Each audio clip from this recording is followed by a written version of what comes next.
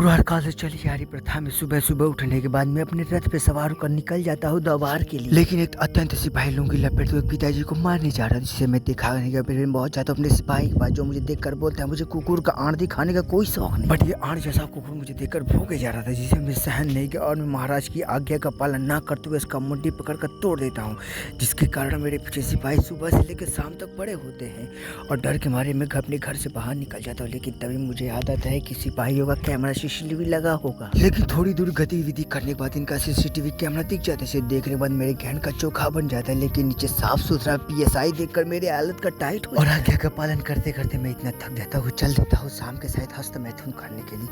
लेकिन तभी मेरी निगाहें पहुँचती है कि दादा कुछ अजीबो गरीब आवाजें आ रही हैं, जैसे कोई बोला हिला दो।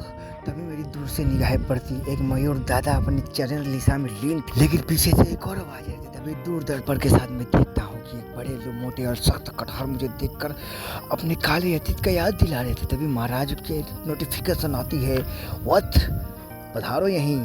फिर मैं डर के मारे भागने लगता हूँ, लेकिन तभी रानी साहिबा की आवाज़ आती, आओ ना। फिर मैं खुशी के मारे वहाँ से भागने लगता हूँ और हस्त मैथुन जैसा हाथ करते हुए मौसम का लिहाज करते हुए उसका वीडियो बना लेता हूँ, क्योंकि इसे बनाने में काफ़ी ज़्यादा सौंदर्य और भाग्य मिलता है। तभी रास्ते में मुझे एक दादी मिली, बोलती है कि बेटा तुम जादू सीखोगे। तो मैंने जादू से ये सीख लिया, क्योंकि इससे यही सीख मिला है कि वीडियो को लाइक करके कमेंट कर दीजिए।